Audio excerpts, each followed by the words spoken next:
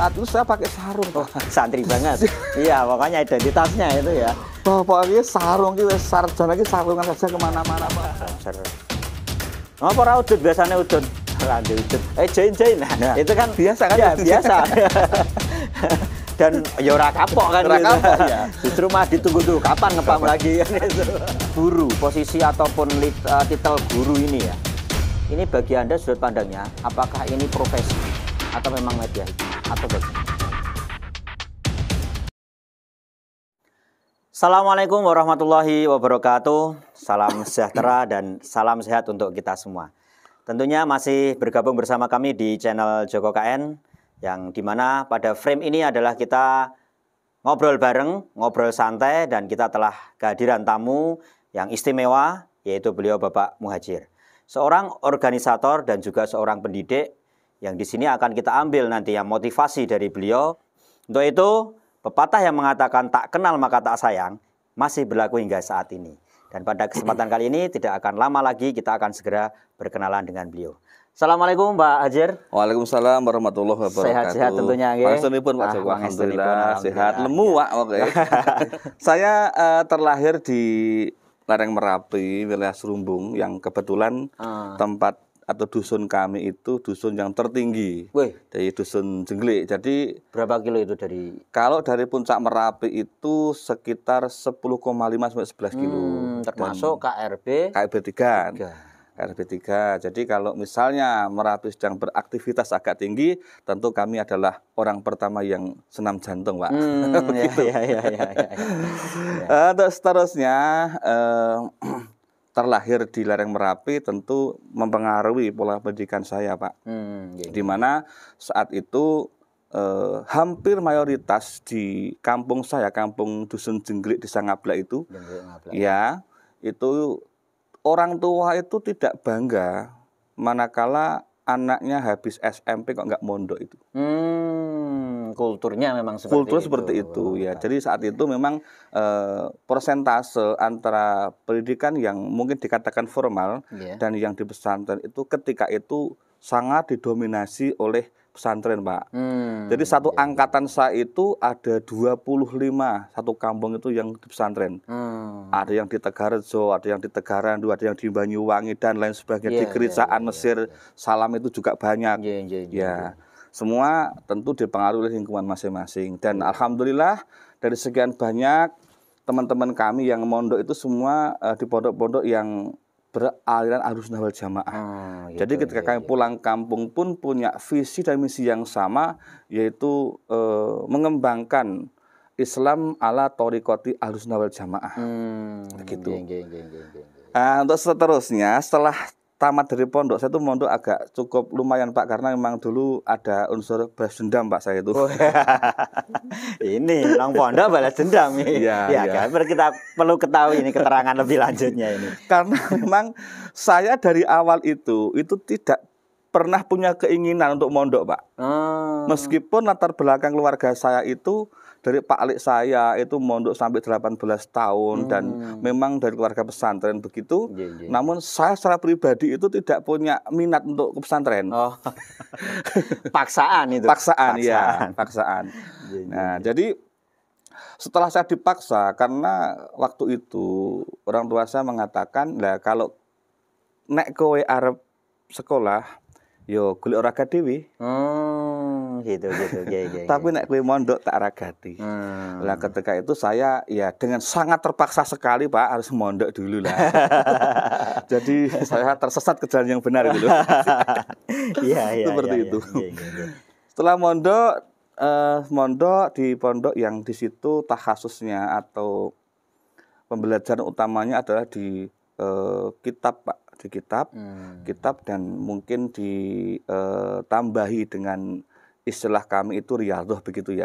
Riyadhah ada puasa-puasa kayak gitu untuk lebih membantu mendidik faktor psikologis atau bahasa modernnya. Faktor kejiwaan itu kan dibentuk dengan tirakat dan riyadhah itu mujahadah seperti itu.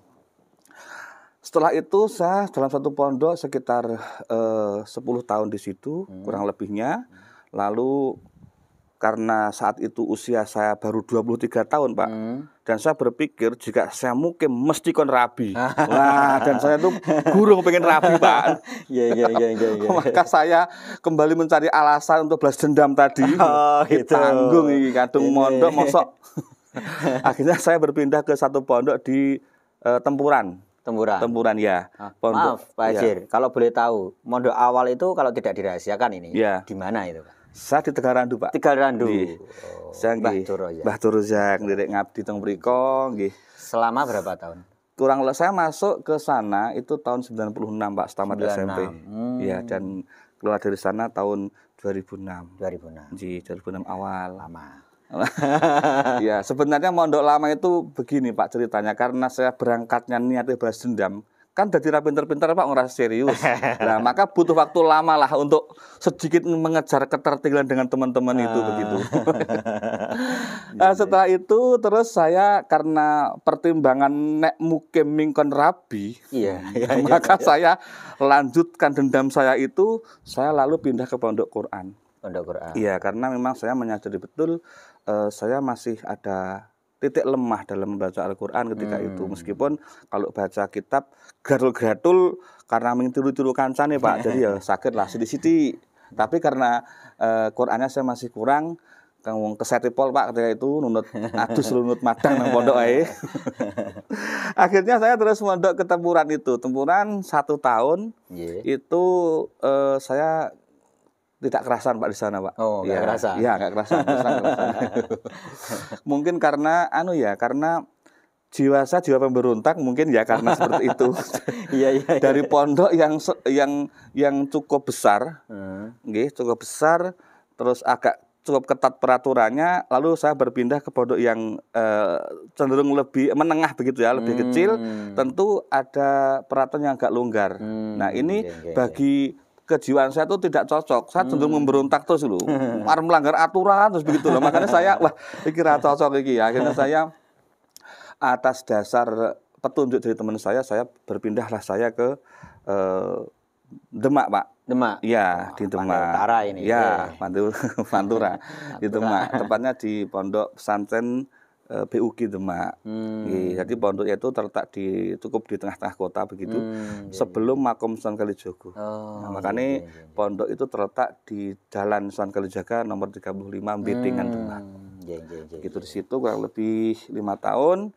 Setelah itu sebenarnya saya masih banyak sekali dendam saya belum terlampiaskan secara terpuaskan begitu, Pak, karena saya masih punya agenda ke Madura dan lain sebagainya, pengen gondrong ke rambut durung kelakon. Ciri khas sih durung kelakon. Tapi Allah menakdirkan yang lain, Pak, karena saat itu erupsi Merapi tahun 2010 itu menjadi salah satu sebab atau wasilah dipaksanya saya harus mukim. Dikarenakan memang sumber perekonomian kami di lereng Merapi itu dari salak pondok, Pak. Nah, kita tahu sendiri ketika tahun 2010 Selumbung hancur lebur untuk salaknya lah. Saya anak pertama, saya punya 2 adik, yang satu di pondok, satu yang terakhir masih di kelas 3 SMP ketika itu. Saya tentu tahu diri lah, Pak. Jadi saya mengalahkan dendam saya itu karena lategel ndelok wong tuwa istilahnya. Seperti itu, dan benar dugaan saya ketika saya pulang, ya cah pondok mulai nampak tuh Arabi, Pak. Tapi ini sudah diulur loh ya daripada yang tadi ya. Betul. Saya rabi nikah itu kan di usia 30 tahun, Pak. 30. Iya, 30 tahun. 30 tahun menikah dengan sangat terpaksa, Pak, karena memang saya belum menginginkan itu. Nah, itu masih terapi kepeksa ya. Jelas kepeksa. Ya, karena memang kalau hati saya itu kan memang masih berkeinginan sekali untuk Pak, menuntaskan pengembaraan saya begitu, tanggung. Masih haus ya? Ya. Ya nek haus Pak lah. Pengen dolan-dolan sik lah. Oh iya. So ben dicerita dadi wong tua ini lho. Es duwe anak, di bojo, terus nang omah kok nglegake nang Madura petang dino kan koyone ra mungkin, Pak. Tapi ketika kita masih bujangan itu kan potensi lebih besar untuk bisa ke sana itu. Seperti itu. Dan pada akhirnya setelah singkat cerita menikah, terus di tahun berapa menikah? Tahun 2011. 2011. Ya, 2011 saya menikah. terus menikah, terus lazimnya orang-orang lain lah nyundui anak barang tuh. Alhamdulillah. Begitu, terus saya akhirnya sudah berganti-ganti profesi, Pak. Mulai dari tenaga lepas di Taman Nasional Gunung Merapi, penanaman pohon di lereng Merapi itu untuk restorasi hutan Merapi. Oh, juga sempat di situ ya? Sempat saya dulu sekitar 1,5 tahun atau 2 tahun itu. Mengajar juga di salah satu SMP terpadu, iya. Tapi saya tidak kerasan karena memang jiwa saya tuh dari dulu nggak suka ngajar, Pak. Saya itu sukanya belajar begitu. Iya, kan mulangnya kok ini piye tuh rasanya kok ya nyaman saja gitu. Maka saya hanya bertahan 1 tahun. 1 tahun di SMP itu, dan saya kembali nganggur di rumah ya karena memang orang tua saya adalah petani salak, maka ya saya istilahnya ikut ngopeni apa nggih carane iki deduwekane wong tuwa. Saya kan di istilah wong Jawa niku dicungi sing kono kae garapen gitu. Nah, setelah tenis salak terus sempat kepikiran juga untuk beternak ayam petelur. Maka saya di situ bekerja di salah satu peternakan ayam petelur yang cukup besar dengan tujuan untuk mengambil ilmunya. Tapi pada saat selesai belajar gratis tadi ternyata modal nggak cukup besar, maka terbentuk juga akhirnya Wing Zong. Dan saat itu Pak saya sudah mulai aktif di GP Ansor, Pak. Ya, di GP Ansor. Di organisasi. GP Ansor itu salah satu Banom ya? Banom, Badan otonom di Nahdlatul Ulama ya? Betul, nggih. Ketika itu memang saya karena notabene adalah saya itu alumni pesantren, terus ada salah satu kerabat saya mengajak saya untuk bergabung, saya bergabung di situ. Tahun 2016 itu saya sudah masuk ke jajaran pengurus GP Ansor Kecamatan Serumbung ketika itu kecamatan ya. Ya. Karena ranting belum terbentuk Pak ketika itu. Gitu. Saya sebenarnya lompat saja ini. Iya. Harusnya kan berjenjang, tapi karena saat itu rantingnya belum terbentuk, maka saya membantu lah tepatnya itu membantu di PAC begitu. Itu satu periode bersama Pak Muslim Pandu itu yang menjadi ketua PAC dan saya menjadi bendaharanya. Itu berlanjut sampai ke tahun 2018 saya diperintahkan atau ditugaskan oleh MBCNU untuk mengikuti PKPNU di Salaman. Ya, jadi PCNU Kabupaten Magelang itu mengadakan PKPNU dan kebetulan dari surat edaran itu meminta untuk setiap MWC mengirimkan delegasinya 2 orang. Nah, saya yang diperintahkan atau ditugaskan oleh jajaran Suriah untuk mewakili Serumbung. Begitu, Pak. Tuh untuk perjalanan organisasi, dan sampai saat ini itu saya juga masih aktif di pimpinan anak cabang GP Ansor Kecamatan Serumbung. Untuk 2 periode masa khidmat ini saya kebetulan diamanai untuk mengawal gitu tepatnya, membersamai teman-teman di Majelis Zikir dan Sholawat Rijal Ansor, MDS. Yang artinya jenengan itu masuk ke ranah organisasi ini di tahun 2016 ya? Untuk kepengurusnya. Ya. Sebelumnya saya sudah aktif, cuman ikut hadir-hadir saja, Pak. Gitu. Dan ini pun jenengan didapatkan saat jenengan sudah mukim ya? Iya, sudah mukim. Kalau pengalaman saat di pondok itu mungkin belum ya menyentuh ke ranah organisasi, atau sudah juga? Belum. Belum ya? Belum, Pak. Belum. Bahkan ketika saya tuh diajak bergabung di Rijal Ansor, itu kan asing bagi kami, bagi saya. Saya sempat berpikir, namanya konang partai wegah.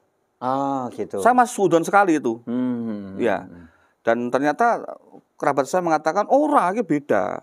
Rijal Ansor adalah salah satu semi badan otonomnya Ansor yang bergerak di bidang keagamaan.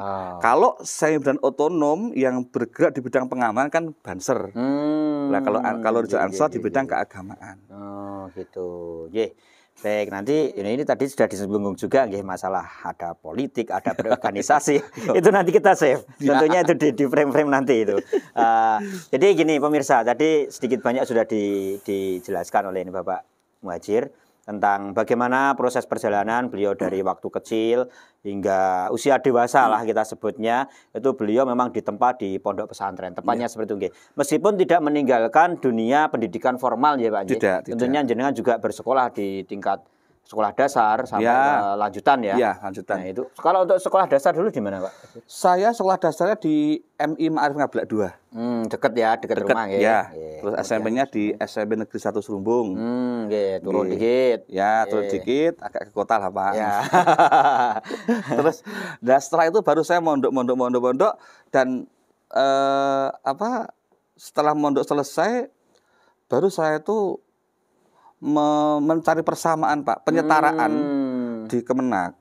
Dan alhamdulillah tuh sangat dimudahkan sekali dan itu yang saya gunakan untuk menempuh di perguruan tinggi saat ini. Saat ini sedang menempuh ini ya? Iya, sedang menempuh di perguruan tinggi. Mohon doanya saja Pak. Amin. Tentunya yang terbaik. Amin. Berkah manfaat lah semuanya. Gitu. Ya, itu untuk melengkapi ya nanti dari proses jenjang pendidikan dan sekarang sudah putra. Iya. Pinten? Alhamdulillah baru dua. Ya, baru dua, tanda kutip dua. Yang besar kelas? Yang besar kelas 3 di SD. Dasar ya? Iya, di SD. Kemudian yang kecil masih sekolah ini. Belum sekolah, masih berusia 2,5 tahun. 2 tahun setengah. Yang ketiga nanti dulu. Yang ketiga ya proses proses bola. Tapi udah siap pokoknya ya. Harus siap. Ya, baik pemirsa. Ini tadi ya proses kita sebenarnya sudah menyentuh juga di inti dari pembicaraan kita karena beliau juga sudah menyentuh tentang ranah bagaimana awal-awalnya beliau berkecimpung dalam dunia organisasi yaitu di Ansor. Kita mulai dari Ansor. Kemudian tadi juga sempat disinggung bahwa beliau ini sempat mengajar dan dengan pernyataannya karena kok kurang nyaman lebih cenderung seneng ini belajar daripada pengajar. Kemudian beliau juga sempat berhenti dan melanjutkan aktivitas di rumah yaitu dengan tadi Pak salah itu Pak berkebun atau apa sih ya berkebun dan tentunya itu sebenarnya kita tahu bersama lah bahwa Serumbung itu memang tanah salak itu jadi ya luar biasa tentunya. Dan kemudian sekarang ini Pak Haji mohon maaf jenengan tadi mengatakan berhenti untuk mengajar tapi jenengan sekarang pakai pakaian kayak kilo ini. Ya. Nah ini monggo dilanjut. Ya ini tampaknya tersesat ke jalan yang benar itu masih berlanjut Pak. Jilid 2. Dulu tersesat ketika saya mau sekolah ternyata masuk pesantren dan ternyata saya tersesat lagi Pak. Yang saya awalnya memang saya tidak suka mengajar tapi kok Allah menakdirkan lain. Saya saat ini kan ya staf pengajar di SD Terpadu Ma'arif Gunung Pring. SD Terpadu Ma'arif Gunung Pring ya, tepatnya di Diniyah ya Pak. Diniyah. Iya. Itu sebenarnya lagi-lagi wasilahnya NU ini. Ya. Wasilah PKPNU. Jadi PKPNU itu kan terus setelah pasca PKP ada grup WA begitu. Gitu. Nah, di grup WA itulah ada informasi kalau SD Terpadu Ma'arif Gunung Pring itu membuka lowongan guru. Dan informasi yang saya terima itu sebenarnya selain saya membaca dari WhatsApp, dari grup WhatsApp itu ada juga teman yang menyampaikan begini, agak didramatisir lah. Ki mosok lho Pak, wong sekolah Terpadu Ma'arif Gunung Pring, tema Terpadu Ma'arif. Terpadu Ma'arif itu tema itu ya? Iya. Itu sekolah NU. Iya. Kok sik mulang Diniyah ra ono? Oh. Itu awal motivasi saya masuk ke tema itu. Karena saat itu saya belum tahu tema itu di mana, Pak. Bahkan lokasinya di mana belum tahu. Belum tahu. Nah, makanya saya itu aneh yo. NU itu gudangnya kiai, gudangnya para santri, artinya NU itu stok melimpah untuk orang-orang yang paham agama. Tapi anehnya, kok di sekolah Ma'arif nggak ada yang ngajar diniyah agama. Itu dari teman jenengan itu mengatakan seperti itu. Oh ya. Lah maka awal mulanya itu. Nah, terus saya langsung komunikasi dengan istri saya. Wis Bu, iki tak niati khidmah. Karena saya memang belum tahu tema, Pak. Iki sekolah Ma'arif. Dan di Ma'arif sampean tahu sendiri Ma'arif itu seperti apa sekolah-sekolah pada umumnya. Iya. Terus sampai rasa ngarep-arep istilah iki bayaran. Pokoknya bagi saya prestasi tertinggi seorang santri adalah ketika dia menguasai sebuah keilmuan dan mampu mengajarkan kepada orang lain dan diamalkan. Itu sudah luar biasa. Maka istri saya yang notabene adalah seorang santri juga tentu tidak sulit untuk menyamakan frekuensi, Pak. Gitu. Ora kudu dadak rame langsung sing as gitulah makanya ya. Paham gitu langsung maksudnya. Paham. Langsung sepakat nggih. Bojoku mengatakan seperti ini. Rezeki kita harus ngatur, tenang wae Mas, penting khidmah. Sudah. Dan dengan masuk di SD itu. Iya. Dan masuk di SD pun saya tidak tawaf dulu, Pak. Karena kesasar, mubeng. Kirain di sana ada Ka'bah di sana tawaf. Tawaf kan keliling tuh, Pak. Iya. Di depan itu bablas sana mubeng kembali lagi. Terus saya akhirnya tanya Mbak Is itu. Mbak Is depan SD Barat itu. Ya, kemudian Mbak Is itu kan berasal dari satu desa dengan saya tuh. Gitu, Saya udah kenal dulu alumni Tegaran itu juga. Terus saya ditanya, Arnondi arep nang SDT mah ngendi to Mbak niki. Hayo iki SDT mah. Lah kantore ini. Di barat itu yang kampus yang sebelah barat ya. Betul, iya. Akhirnya saya tuh diantar sampai ke sini, Pak. Dan saat itu pandangan nyuwun sewu nggih, pandangan teman-teman tuh agak aneh ke saya gitu loh. Karena saat itu saya pakai sarung, Pak. Santri banget. Iya, makanya identitasnya itu ya. Pokoknya sarung ki wis sarjana ki sarungan saja kemana-mana, Pak. Bahkan daftar terpadu pun saya itu pakai sarung dan sandalan, Pak. Sandalan, sarungan, peci hitam. Iya. Sangat tidak meyakinkan bagi seorang pendidik tuh, Pak. Sekolah formal masalah ini. Tapi saya nggak peduli karena saya niat awal saya adalah berkhidmah tadi. Ya barangkali saya bisa terpadu ini menjadi wasilah untuk nasrul ilmi saya. Karena sedikit banyak yang namanya santri kan mesti diamani ilmu. Sidaukan itu tergantung Allah yang memberikan Tapi kan ketika balighuni walau ayatan itu sebuah hadis Nabi itu sampaikan dariku walau satu ayat, ya itu menjadi sebuah kewajiban akhirnya, Pak. Inilah salah satu yang merubah yang tadinya mulang kan ya ada balighuni tadi. Nah, tadi sempat disinggung ini Pak Hajir kan menjadi guru diniyah ya. Iya. Nah, dari SD Terpadu sendiri itu mungkin kalau kami dan pemirsa boleh tahu bagaimana sih sistem kurikulum kok ada istilah guru diniyah. Yang kita ketahui kan pada umumnya sekolah itu ya dinas, kemudian namanya agama itu ya di pelajaran PAI gitu. Iya. Di sini ada istilah diniyah. Iya. Itu gimana? Karena SD terpadu ini kan ada kata terpadunya, Pak. Ada keterpaduan begitu. Jadi terpadu itu karena keterpaduan. Kurikulum juga. Ada kurikulumnya yang saat ini untuk terpadu SD terpadu Ma'arif itu kan terbagi menjadi sebenarnya kalau secara global itu ada 3 sebenarnya, Pak. Untuk yang satu adalah sekolah formalnya. Dinasan ya itu. Ikut ya di bawah naungan Dignas itu. Yang kedua adalah MDTA, Madrasah Diniyah Takmiliyah Awaliyah itu dimulai dari kelas 3 sampai kelas 5. Kelas 5. Nanti ujian di kelas 5 3 tahun ya. Terus yang kelas 1 2 itu Taman Pendidikan Al-Qur'an Terpadu Ma'arif sebenarnya. Gitu. Jadi titik tekan di pembelajarannya kan beda, Pak. Gitu. Jadi nanti kalau di kelas 1 sama kelas 2 itu tentu fokus utama adalah membaca Al-Qur'an melalui metode yang bu'a. Nah, dan karena saking seriusnya Terpadu Ma'arif ini agar targetnya tercapai itu sampai satu kelas 1A misalnya itu diampu 2 orang guru untuk yang buah itu. Itu karena agar nanti target tercapai anak bisa cepat bisa membaca Al-Qur'an, diharapkan nanti anak masuk kelas 3 karena kelas 3 itu sudah ada bacaan bahasa Arab. Harus mutlak mampu membaca Arab. Seperti itu. Jadi di sini tadi disampaikan keterpaduan ya antara dinas dan MDTA itu di bawah kementerian juga atau Kementerian Agama? Nah, begini.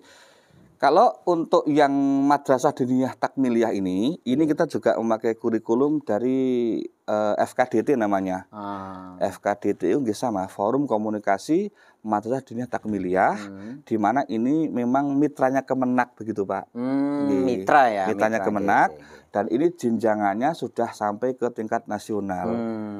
Jadi penyamaan kurikulumnya sama, ada ujian nasionalnya juga sama, begitu. Oh ini, jadi ini menjawab penasaran saya juga Pak, karena saya membayangkan tadi keterpaduan kalau dinas dengan Kementerian Agama, apakah nggak saling saling tarik menarik atau bagaimana? Karena sama-sama kan kalau di Kementerian Agama juga ada MI, di kedinasan ada SD. Nah ini apakah kalau dicampur adukan nanti bisa berjalan bersama? Tapi ternyata yang kedinian itu di bawah FKDT tadi ya. Mitranya Kemenak. Menjadi mitra Kemenak. Jadi bukan berarti kurikulum itu terus Kemenak pure langsung seperti layaknya MI itu, bukan ya? Oh, ya, ini terjawab di sini. Nah saya sempat penasaran kok terpadu itu memadukan kurikulum itu yang bagaimana?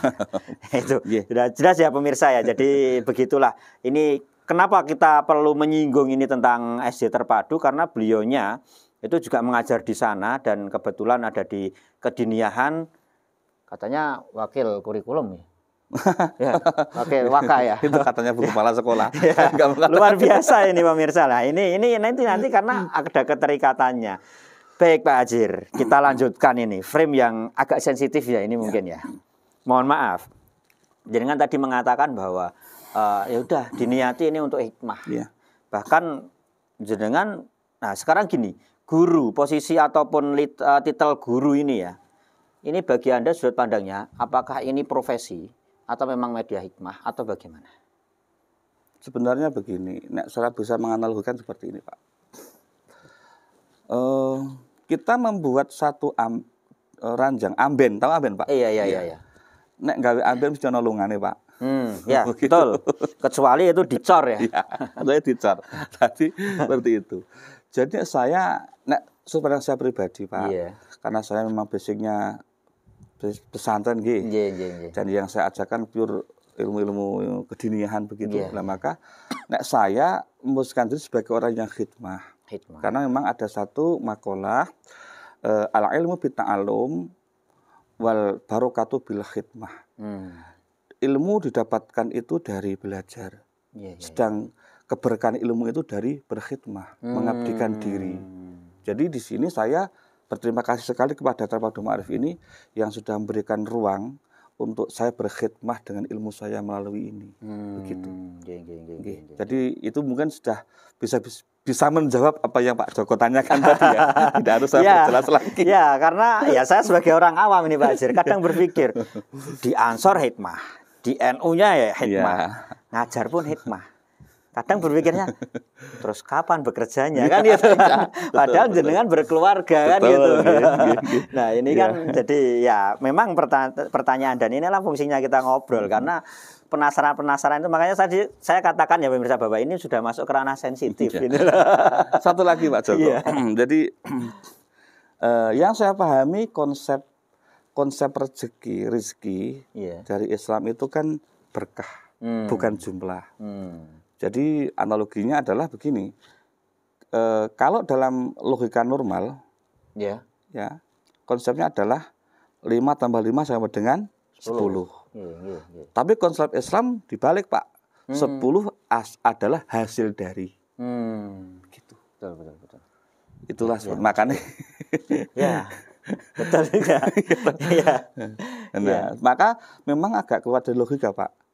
Karena dalam rukun iman kita saja kan yuk minabil ghaibi harus mengimani sesuatu yang gaib. Tapi berkah itu kan gaib Pak. Saya mengatakan tadi al barokatu bil khidmah, berkah saka ilmu saka khidmah. Berkah kan hanya bisa dirasakan, tidak bisa divisualkan, apalagi ditampilkan nggak bisa kan Pak. Kan begitu. Maka itu salah satu bagi saya yang kita sebagai warga Nahdien tentu meyakini betul adanya keberkahan. Saya ada gini juga, teman saya itu juga gitu Pak. Jadi dia berhikmah. Dia juga mengatakan bahwa piye yo, aku ki nampa duit 1000 cukup, 5.000 entek. Sebenarnya gitu. Apakah ini juga menjadi sudut pandang juga bahwa ya apa sih yang perlu dikhawatirkan gitu? Ya. kembali kepada keyakinan masing-masing, Pak. Ini kan hubungannya dengan keyakinan ya, Pak ya. Kalau ragu-ragu dan lebih cenderung mengandalkan hitung-hitungan matematis ya tentu tidak ketemu, Pak. Gitu. Ya. Tapi kalau gini, Pak, ini gini juga ya. Oke, katakanlah hikmah ya. Tapi manakala kita berpikir juga tentang nun sewu, masalah nominal yang artinya nanti untuk mendukung. Jadi gini, ya saya harus menyediakan ruang ini ya untuk saya bekerja, saya mencari apa sih bahasanya? Ya saya katakan nominal ya Pak ya. Tapi nanti dari hasil itu juga saya berpikir biar hikmah saya juga lebih kenceng, biar hikmah saya juga lebih apa ya, bisa saya dorong dari satu sisi secara material lah ibaratnya seperti itu. Itu bagaimana Pak? Ya sah-sah saja Pak. Sah-sah saja. Artinya ada orang yang berkhidmah itu gawe ngantengke niat. Contoh ngansor Pak. Gitu. Ben oleh khidmah itu memang semata-mata mencari berkah di NU lewat banomnya Ansor ini, maka dia membangun bisnisnya. Kan ada yang seperti itu. Sama seperti kita di sini kok. Saya kira teman-teman pun sama. Saya juga tidak nyun sewu nggih Pak, nek cara saya bisa matur agak kasar begitu. Orang ngandangin sekolahan, Pak. Artinya saya juga ada sektor-sektor yang lain yang itu juga diakui atau enggak diakui mampu menopang saya dalam berkhidmah di sini, gitu loh. Apakah ini rahasia? Enggak. Apakah itu? Enggak. Nah, sisi itu apa yang mendorong jenengan untuk? Sudah jelas soal ngansor, Pak. Yang jelas begini, saya punya kebun salak, Pak. Meskipun tidak banyak, gitu ya. Kebun salak. Terus istri saya juga ada bisnis online dan alhamdulillah, ya nek saya tuh itu tadi saya berkah itu hanya bisa dirasakan seperti itu. Toh ketika kita dalam kandungan kita 4 bulan 10 hari itu sudah ditok rezeki sepiro kok. Gitu. Nah makanya di sekolah pun sebenarnya kita nggak bekerja. Ini wasilah saja. Jadi pekerjaan itu wasilah datangnya rezeki Pak, bukan goyah. Nek goyah itu kan sumber. Sumbernya tetap Allah. Wasilahnya banyak hal. Ya toh? Nah seperti itu, seperti kita mungkin ada sebagian yang kita duduk di sekolah, tapi ada juga masalah yang lain. Nek istri saya selain dia juga ngajar di TK Pak, di TK itu ya juga juga ya? Dinia juga Pak, dinia juga. Tapi dia juga punya bisnis online Pak, online yang alhamdulillah, nek saya meyakini karena berkahnya, ya alhamdulillah lumayan Pak untuk bisa untuk membantu tukon bumbon. Saya kok jadi gini ya Pak ya. Jadi juga mengilustrasikan bahwa usaha-usaha seperti online salahan jenengan itu adalah media tanamnya. Kemudian hikmah ini bisa jadi menjadi pupuk juga lantaran gitu. Nah, saya meyakini itu Pak. Karena Allah itu kan sudah menyiapkan rezekinya. Besarnya seberapa sudah. Dan kita membuat wasilahnya begitu. Makanya kalau nyebut kaya sing nyaman lah wong wajar rezeki wae kok. Iya, betul. Nyaman ya aja lakoni ya. Luar biasa ini pemirsa. Jadi saya katakan sangat memotivasi karena kan orang kalau dari luar pastinya juga bingung. Pak Hajir ini Ansor hikmah, ngajar ya hikmah. Terus bagaimana ini ya? Dalam hal tadi kan terjawab ini. Jadi ada sektor-sektor yang lain yang memang itu menjadi pendorong juga dalam berhikmah tentunya karena satu, beliau ya ini kita namanya sama-sama lelaki ya Pak ya, yang namanya kepala keluarga lah, tahulah dengan kewajibannya kan gitu. Nah ini, jadi saya juga berpikir kan gini Pak, saya ya nun sewu dan mohon doa ya, saya ASN misalnya. Terus saya kan mikirnya, aduh, ini gimana ya ini ya? Apakah orang-orang nanti memandangnya juga itu nominal, itu enggak hikmah atau bagaimana? Terus apakah saya juga harus mencari ini ruang-ruang hikmah di luar profesi saya sebagai guru yang notabene ASN ya? Atau juga keberadaan saya ini saya niatkan hikmah atau bagaimana ini Pak? Karena nun sewu secara kalau ASN itu kan juga dibayar. Lah ibaratnya seperti itu. Iya, dua-duanya bisa Pak. Bisa. Artinya memang kita kan ada ruang-ruang juga yang di situ juga berkhidmah lewat ilmu panjenengan dengan jadi ASN itu sebenarnya kan niat ya Pak. Tato niat, tas di dunia itu penting sekali. Selalu memperbaharui niat. Sebenarnya warna-warna ya dibalikin nanggon on the track lagi lah. Terus, tapi juga nanti haruslah ada kita meluangkan sedikit waktu kita untuk berkhidmah di sisi yang lain. Yang di situ memang pure kita tuh khidmah, karena iya toh, ketika kita itu di situ kayak kita kan juga sama-sama ya tahu Ansor seperti apa, Banser seperti apa itu loh. Itu memang kita butuh ruang untuk melatih hati kita itu biar hanya berharap pada Allah saja, Pak. Kalau saya nyuwun sewu, kita mungkin di lembaga pendidikan yang Mbah Siti bawa kan bisa roy kan, Pak? Iya. Itu diakui itu potensi keikhlasan itu dibandingkan dengan kita itu banser misalnya, sing rokok tuku dewi, sok jolinan rokok konteneran di YouTube. Itu betul, kan beda kan, Pak? Iya. Ini saya merasakan betul begitu loh. Berarti memang harus ada satu ruang yang memang kita khususkan untuk berkhidmah, murni berkhidmah. Iya. Yang potensi ikhlasnya mungkin itu memang sulit, tapi kita bisa mengupayakan ke itu. Menutup potensi-potensi sing ya sok ya ngono-ngono kae lah, Pak. Kepotong berani namuni tadi. Itu kan tanda-tandane lewis.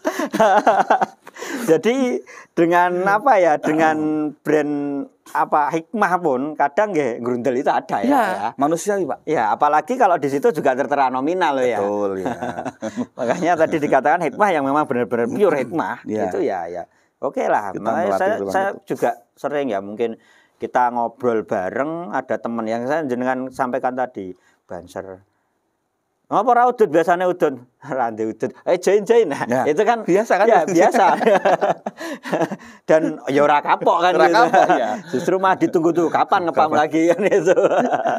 Ya, ini seru ini pemirsa dan cukup apa ya? Saya rasa juga namanya hikmah itu memang itu di lapangan, nggak tahu juga loh ya nanti dengan cerita di rumah gitu. Nah ini ya, tapi memang ada frame-nya juga yang tadi Pak Hajir katakan bahwa beliau dimanapun dalam profesinya sebagai guru maupun berorganisasi adalah hikmah. Tapi itu juga menjadi pencerahan juga bagi saya yang saya juga apa ya di satu titik ini mengajar, tapi juga beda mungkin ya dengan notabene yang sebagai ASN. Nah, saya harus mencari ruang hikmah yang memang benar-benar pure hikmah. Dan semoga justru yang apa saya dapatkan dari profesi saya juga dapat mendukung tentang hikmah saya gitu ya. Secara finansial mungkin. Betul, iya. Itu saya kira kan nanti nyuwun sewu Pak Joko lebih leluasa Pak nanti kita jenengan masuk ke organisasi atau Ansor di tingkatan manapun, Pak. Karena bagi saya kalau kita bicara khidmah yang konteksnya organisasi, Pak. Khidmah adalah seni berkontribusi positif terhadap organisasi. Ada tanda kutip seni ya? Iya. Jangan mengatakan tadi. Iya, seni, betul. Seni ya? Iya, itulah seni, Pak. Ya. Oke. Nah, saya seperti itu. Jadi tidak penting jabatan apapun dalam organisasi. Yang penting kita berkontribusi. Kadang-kadang kan banyak toh sing pengurus mah dadi urusan. Gitu. Tapi sing tukang sapu MBC sing ora potensi artenar malah justru siapa tahu Mbah Hasim mama aku yang seperti itu karena ikhlasnya. Nah, makanya kita nggak tahu lah Pak, tapi yang jelas kita berusaha semaksimal mungkin bagaimana khidmah ini memang benar-benar NU sebagai tujuan bukan sebagai alat. Ya. Nah, ini Pak Hajir. Kesensitifan yang berikutnya ini Pak Hajir. Jenengan kadosnya sekarang kan ini pakai jaket ini ya, Dureng, di sini tertera Banser, lengkap dengan atributnya ya. Nah ini, jenengan juga di kebanseran ini juga. Sebenarnya saya itu dulu Pak, berawal dari tanggung jawab moral saya Pak, ketika jadi ketua PAC. Bagaimana seorang pengurus PAC yang rantingnya sendiri nggak hidup. Oh iya, jenengan tadi kan menyampaikan bahwa jenengan masuk ke kepengurusan PAC karena ranting belum hidup ya. Ini berarti. Ya. Setelah itu kan saya sudah aktif di PAC, bahkan nyuwun sewu sudah sering ikut ke sana kemari Pak, ke PC juga. Tapi ketika saya sendiri, terus gagal iki nondi to ngono lho. Kondang nang kono dhewe ajur yo. Itu terus terang Pak, loru nang ati Pak. Iya. Akhirnya saya karena teman-teman kami yang tadi di awal saya sampaikan bahwa kami itu memang banyak sekali alumni pesantren, kami pun berhimpun dalam namanya Jamiyah Manaqib Mutakhorijen. Di situ saya nge-share informasi di Klasar Banser KN 25 di Mundilan. Alhamdulillah dari situ ada yang tertarik 7 teman saya tertarik. Nah, dari 7 inilah mengembang di dusun kami itu, di Desa Ngablak terutama nggih. Mengembang, akhirnya mereka kami buat semacam pertemuan rutin begitu. Karena ngopi-ngopi saja. Dari situ mereka kan kampanye sendiri, Pak. Nyutake banser kaya ngopo dulunya. Dan saya baru tahu kalau teman-teman saya itu ternyata nang Ansor iki agak canggung, agak males. Yang dia pahami nek Ansor kudu alumni pesantren, kudu pinter ngaji. Sementara bahasa teman-teman itu macam-macam. Ada yang sopir sapek di pasiran, ada yang golek pasir, ada yang tukang batu dan lain sebagainya itu. Tapi setelah mereka dikasih tahu teman-temannya, ternyata di Banser padha awake dhewe. Berbondong-bondong lah teman-teman ikut Banser. Itu dibuktikan ketika di KN 26 Salaman kami mengirim 10 orang dari ranting kami sendiri. Di KN 27 Kajuran kami mengirimkan 13 orang dari ranting saya sendiri. Ya, itu setiap tahun jaraknya itu. KN tadi di Klasar itu ya? Iya. Setiap tahun ketika gitu. Itu tiap tahun ketika itu. Iya. Pandemi ya ini ya, mungkin pandemi. Di Klasar itu berarti pintu awal untuk mengikuti di Banser itu ya? Iya. Jadi jenjang kaderisasi tingkatan awal untuk Banser itu kan namanya Diklasar, pendidikan latihan dasar. Nanti di tahap selanjutnya adalah namanya Susbalan, kursus Banser lanjutan. Nah, nanti diakhiri dengan Susbanpim atau kursus Banser pimpinan itu di tingkatan nasional. Nasionalnya. Ya, begitu. Dari situ Pak, alhamdulillah kita sudah memiliki sekitar 35 Banser yang sudah latsar untuk satu ranting. Satu ranting. Ini sudah melewati target dari Ketum sendiri yang di Jawa Timur dicanangkan satu ranting harus 1 peleton, 31 orang itu loh. Kita sudah ada 35 bahkan 40. Nah itu 40 ditambah Banser lama yang pin aktif kembali setelah yang muda aktif begitu. Dari situ alhamdulillah sampai saat ini kami terus mengadakan pertemuan rutin yang harusnya bernama Rizalul Ansor ya diawali Rizalul Banser dulu karena belum ada Ansornya itu. Banser dulu. Dari situ lalu berkembang hingga saat ini sekitar 200 anggota Ansor untuk satu ranting di Sangablak. Maka ada pertemuan rutinnya ya. Ada Pak. Bahkan karena jumlah pesertanya cukup banyak, untuk ditampung dalam satu rumah sudah tidak muat lagi, maka kami terus dibagi 3 wilayah utara, tengah, dan selatan, agar nanti dalam pengadaan konsumsinya itu bisa lebih ringan begitu Pak. Ya, luar biasa. Berarti ini juga saya kemarin kan sebelum bertemu jenengan itu sempat mencari informasi. Dokumen saya coba lihat. Pak Haji luar biasa. Kemarin sempat lihat ini Pak, postingan jenengan itu di bandara habis naik pesawat pun pakai jaket Banser ini ya. Ini salah satu bentuk kecintaan, kebanggaan jenengan atau bagaimana ini? Ya, bagi saya untuk saat ini Pak.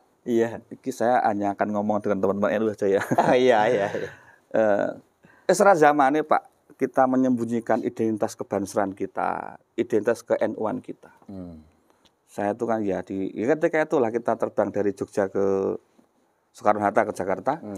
Itu ya saya pakai sarung Pak, sarungan, jaketan Banser, ya biasa saja. Ya karena itu sebagai bentuk bahwa saya bangga dengan Banser kok. Bangga dengan Banser dan saya memang Banser kok. Wong saya juga diklatsar dan saya lulus kok. Begitu loh. Legal ya? Legal artinya itu. Dan sekaligus saya mulailah. Kalau teman-teman yang terutama di ranting saya itu belum memulai, saya mulai dulu. Ora saya izin dari Banser. Ngendikane Ketua Tandia sekarang kan nek wani aja wedi-wedi, nek wedi aja wani-wani. Nek ora yakin ora sah menjadi dari Banser, tapi nek yakin ayo maju. Anda ragu silakan pulang. Luar biasa. Jadi memang ya luar dalam ini. Rasa diragukan dengan aktivitasnya. Beliau waktu itu hampir katakanlah Israeling waktu untuk berorganisasi, tapi secara tampilan ya ini identitas kan gitu. Beliau kemana-mana jaket Banser ini. Besok mungkin ada jaket Rizalul Ansor ya jenengan yang dipakai itu karena sebagai ketua ya Pak ya jenengan ya, ketua di tingkat PAC ya, RCA ya. RCA itu tingkat PAC berarti tingkat kecamatan.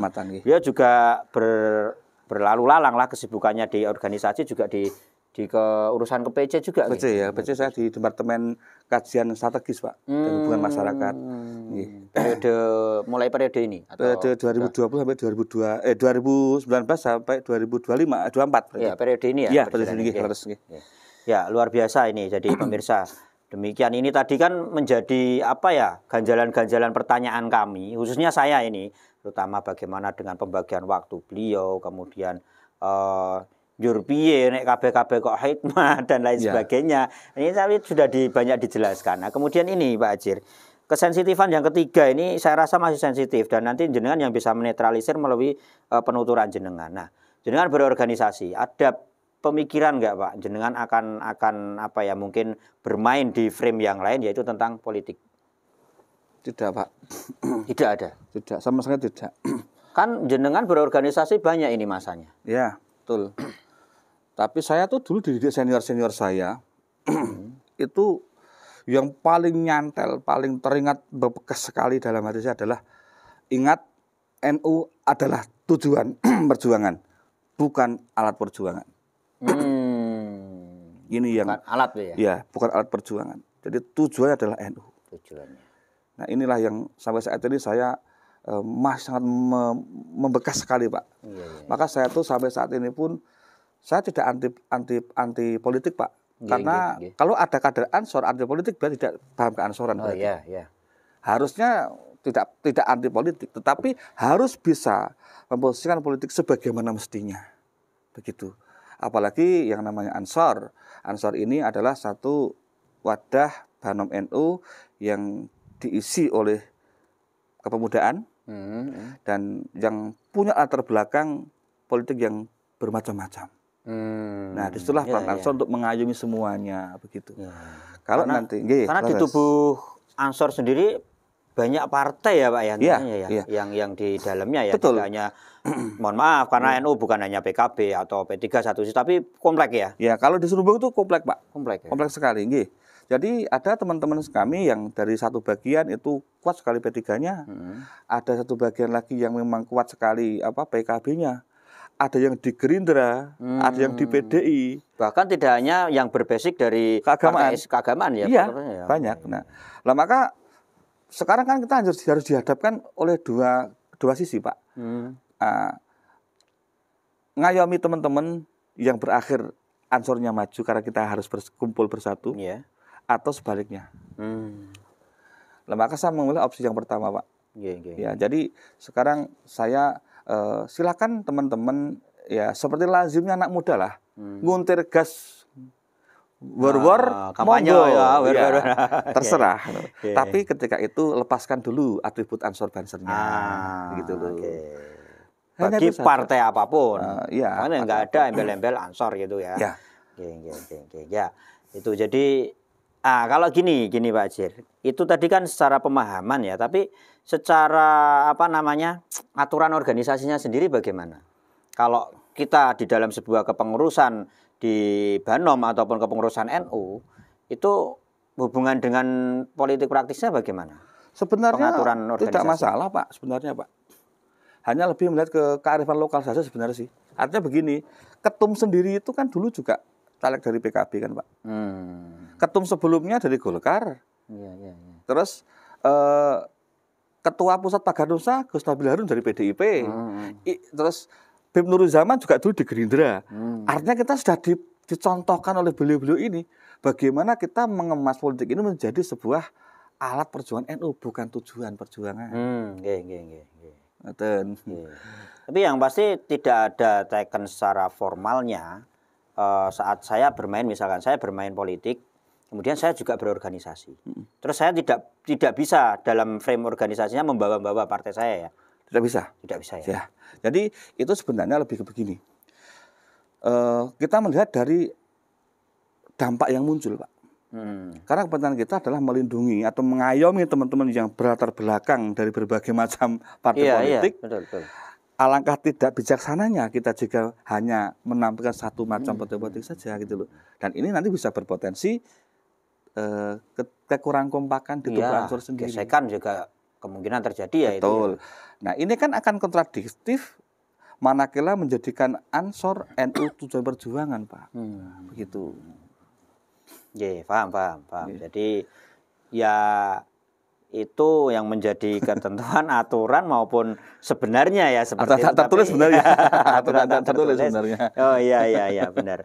Dan untuk saat ini Kabupaten Magelang aman-aman saja ya untuk ranah seperti itu ya. Saya kira aman-aman saja. Aman-aman saja. Ya, aman-aman saja. Karena di PC pun sama kok. Di PC Ansor Magelang juga sahabat-sahabat kami itu juga latar belakang dari partai yang berbeda-beda. Aman-aman saja. Ya, semoga ini tetap terpelihara ya Pak Ajar ya, untuk kondusivitasnya itu. Nah, kemudian di frame-frame akhir ini Pak Ajar dari perjalanan jenengan, ini kan kita mencoba membalanskan atau menyeimbangkan antara hikmah jenengan di organisasi dengan hikmah jenengan dan juga sekaligus di situ juga ada profesi sebagai guru ya Pak. Nah, ini keberangkatan jenengan itu lebih dulu berangkat ke organisasi dulu tadi disampaikan. Betul. Ansornya ya, baru jenengan ke ranah menjadi pendidik, menjadi guru. Itu ya mungkin karena salah satunya dari aplikasi dari hikmah itu sendiri menularkan ilmuwan jenengan. Betul. Nah, menularkan apa yang telah ya katakanlah orang bilang terima kasih ya menerima dan mengasihkan gini ibaratnya seperti itu. Nah, ini ya tadi sebenarnya sudah disinggung di awal bahwa tidak ada masalah dengan keluarga. Betul. Karena istri juga berbasic dari pondok pesantren, sudah memahami lah gitu. Tapi gini Pak, menjadi pemikiran jenengan jangka ke depannya. Nah, nuwun sewu, apakah situasi yang seperti ini, kalau saat ini jenengan mungkin mengatakan aman-aman dan nyaman-nyaman saja ya. Tapi berpikir ke depannya, mungkin ada tidak sih pesan-kesan. Kalau hikmah di organisasi saya rasa polanya masih sama ya, karena kita pure itu hikmah. Betul.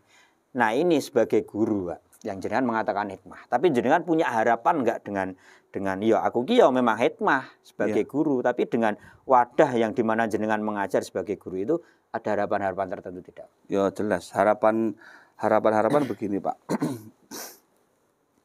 Karena saya berada di sektor diniyah kan Pak. Dan diniyah itu tentu kita tahu bahwa guru diniyah itu guru yang tanda kutip non formal begitu, ya toh, artinya tidak boleh jenjang karir Pak. Pendataan gitu ya, secara resmi dari kedinasan ya. Iya, ya masih karena kita yang apa istilahnya, memang diniyah itu mungkin karena kurikulum antar satu lembaga dan yang lainnya belum bisa disamakan kemungkinan ya, atau apa yang saya tidak tahu. Yang jelas kan posisi diniyah itu sendiri masih belum bisa diformalkan sejajar dengan guru-guru yang tidak formal, guru-guru umum begitu. Ini harapan kami tentu kami mengharapkan sekali dari pemerintah nanti bisa mengakomodir guru-guru diniyah ini yang notabene adalah mencerdaskan anak bangsa lewat keagamaan. Itu bisa disejajarkan dengan guru-guru yang umum gitu, guru pagi begitu Pak, yang ada di bawah naungan Dignas kalau kita di Terpadu Ma'arif misalnya begitu. Itu saja, karena bagaimanapun juga teman-teman kita, teman-teman saya yang ada di Terpadu ini juga mereka juga punya keluarga, yang keluarga itu juga menuntut atau memang sudah menjadi kewajibannya untuk menafkahi dan lain sebagainya. Nah ini kan nanti agar nanti khidmahnya lebih bisa istiqomah, lah bisa maksimal, tentu nanti dibutuhkan langkah-langkah tertentu lah Pak untuk menuju ke situ. Betul. Karena ya tetap bagaimanapun nun sewu ya, mungkin dalam pikiran saya Pak, taruhlah kita itu berjuang ya, seharusnya ada orang juga yang memperjuangkan orang yang berjuang kan Pak. Karena ini sistem bukan bermain sendiri kan. Karena ini sistem, ada struktural juga ya, tentunya bagi orang yang berjuang itu ya di belakang itu harus ada yang memikirkan orang yang berjuang. Karena untuk mendukung ya hikmah itu tadi juga ya finansial kan tidak bisa ditutup juga kan Pak. Kan gitu ya. Jadi ini menjadi sebuah harapan. Dan mungkin ya ada juga dari kemarin salah satu teman itu menyampaikan bahwa ya selama ini yang bisa di cover kalau namanya dinas ya yang dari umum ya. Betul, betul. Adanya pendataan, kemudian di situ tidak memungkinkan, tidak menutup kemungkinan juga bahwa di situ nanti akan ada tunjangan dari pemerintah dan lain sebagainya. Sementara ini dunia itu belum ya Pak? Dunia itu saya rasa dapat dikatakan belum Pak. Belum ya? Belum. Yang belum. resmi dari pemerintah. Gitu. Ya, belum. Karena ya memang itu tadi pendataannya masih belum tertata dengan rapi kemungkinan ya. Seperti itu, maka belum ada semacam ya tunjangan atau apalah bentuknya yang sejajar atau minimal sedikit menyamai lah dengan yang pagi itu belum. Belum. Jadi sekarang benar-benar kekuatan itu ditopang oleh sekolah itu sendiri. Ya. Untuk ya bisyarah lah katakanlah. Betul ya, betul. Era dan sebagainya. Nah ini tadi berarti salah satu penopangnya nanti mungkin untuk menyuarakan ke tingkat pusat atau nasional itu juga melalui wadah FKDT-nya itu memungkinkan tidak Pak? Kalau FKDT saya kira memungkinkan karena sudah bergerak, ada audiensi juga. Apalagi mitra juga dengan kementerian ya. Itu mungkin nanti bisa, meskipun FKDT ini adalah satu mitra Kemenak yang di mana di situ membuat satu kurikulum yang harus bisa diterima oleh semua kalangan Pak. Jadi NU harus bisa menerima. Muhammadiyah bisa menerima. Oh itu nasional ya, tidak hanya satu frame di Ma'arif atau enggak ya? Pak, itu nasional. Nasional ya, ada NU Muhammadiyah. Ya, teman-teman kita di Muhammadiyah kan banyak kok yang anggota FKDT seperti MI Kawaron, Muhammadiyah Kawaron itu juga ikut di FKDT untuk diniyahnya. Begitu, dan saat ini pengurus DPC maupun DPP FKDT, DPW itu sudah mulai bergerak untuk bagaimana agar pemerintah ini lebih memperhatikan lagi terhadap teman-teman dari diniyah begitu. Ya. Jadi dalam hal ini tidak hanya meningkatkan secara mutu pendidikannya, tapi juga meningkatkan kesejahteraan itu. Betul. Karena jadi harapan itu. Ya. Karena sebenarnya menurut sebuah kajian itu salah satu yang mempengaruhi mutu pendidikan adalah pembiayaan, Pak. Betul. Ya. Itu kita bicara fakta di lapangan seperti itu. Bagaimana mungkin sebuah lembaga pendidikan itu akan menjadi mutu, artinya mencapai mutu yang diinginkan, jika fokus konsentrasi pendidiknya pecah. Antara memikirkan membuat semacam inovasi pembelajaran, tapi di sini mikir ke kecukupan kendil miring mau. Iya, betul. Iya kan, Pak? Iya. Dan kayak kalau jenengan mungkin masih terkondisi dari segi istrinya memahami. Ya. Tapi kan kita nggak tahu ya untuk teman-teman yang lain gitu loh, Pak. ini semoga lah nanti segera terrealisasi Pak untuk hal-hal yang tentunya untuk menambah kesejahteraan ini bagi teman-teman guru khususnya dari diniyah dan ya sebenarnya juga keseluruhan ya, mungkin juga dan teman-teman swasta dan lain sebagainya itu yang selama ini masih benar-benar menjadi kekuatan sekolah itu juga pemerintah bisa memperhatikan lebih. Amin. Nah, ini kiranya Pak Hajir, dan kalau kita mau mengulas masih banyak sekali nih Pak ya. Dan kita ada keterbatasan waktu, dan insya Allah nanti di sesi-sesi berikutnya, part-part berikutnya akan kita hadirkan lagi beliau sebagai pamungkas, sebagai penutupnya. Kita mohonkan closing statement dari Pak Hajir ini. Monggo Pak Hajir. Baik, terima kasih Pak Joko atas waktunya yang saya sudah diberikan kesempatan di sini. Yang jelas khidmat adalah ruh, Pak. Mau kita itu ASN, mau kita itu non ASN, tapi niatkanlah itu khidmah agar berkah. Begitu saja. Karena analoginya tadi Pak, kalau kita membangun amben, Pak, kemana nolongane Pak situ nih ngoten itu. Jangan fokus nanggung longane, ndak ambene rapi. Sepakat. Dah gitu aja. Luar biasa pemirsa, closing statement yang singkat, padat, jelas, tapi juga sulit mempraktekkan loh ya. Seperti saya harus belajar banyak ini. Ya, kiranya ini kesempatan, dan terima kasih sekali Pak Hajir atas kesempatannya membuka wacana kita, mencerahkan kita semua, dan menjawab atas apa yang menjadi rasa penasaran kita.